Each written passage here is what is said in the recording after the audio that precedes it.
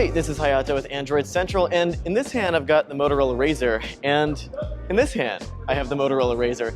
These are 15 years apart, but they feel the same in a lot of ways. So let's take a look and see what's similar and what's new with the 2019 Motorola RAZR.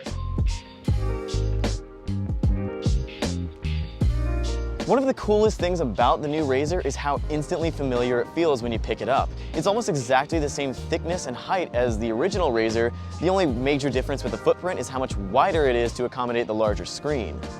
The outer shell is made of stainless steel and 3D Gorilla Glass, and there's a zero-gap hinge that keeps dust and debris from getting under the display.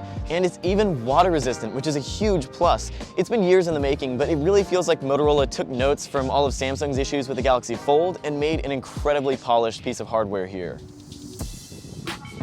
You get two screens on the RAZR, a 6.2-inch 21:9 display on the inside, and a 2.7-inch quick view display on the outside that handles incoming notifications, quick settings, media playback.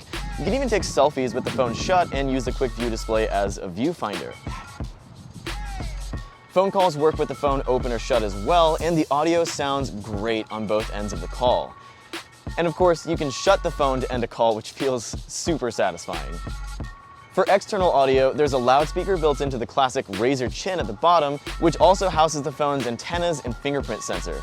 There's a Snapdragon 710 inside, which isn't the newest or the fastest processor out there, but Motorola finalized the hardware on the RAZR at least 18 months ago, which prevented them from using a newer mid-range chip like the 730. Now, you might be expecting a higher-end processor in the phone, but one of Motorola's biggest priorities with the RAZR was achieving 2-day battery life, and with a 2510 mAh battery, that's not easy. So the 710 was a bit more power efficient and thermal efficient than getting something like, say, an 835, 855, or so on. So when you're using the phone unfolded with that 6.2-inch display, the RAZR really feels like using any other Motorola phone, which is especially impressive because there's almost no visible crease. You still get all the same Moto actions and a clean build of Android. I don't love that it's still running Android 9 Pie, but Motorola says it's working closely with Google to optimize Android 10 for the new form factor, so that should hopefully be released shortly after the phone comes out. So when it comes to foldables, there's always some concern regarding durability, but Motorola says you can basically treat the RAZR like any other phone. If anything does go wrong, they're offering free repairs and replacements within the first year, and out-of-warranty replacements are only $300. For context, Samsung charges $600 to repair the Galaxy Fold. While we're talking pricing, the RAZR is launching exclusively through Verizon on January 9th, with pre-orders starting December 26th for $1,500 retail, or about $60 a month. That's a lot of money for a phone with mid-range specs from a few years back, but the RAZR is about a lot more than just the sum of its parts. If you want a flagship tier foldable, you should still look at the Galaxy Fold or the Huawei Mate X, but the RAZR is really meant for nostalgia factor and hardware glam over being the next best phone on the market.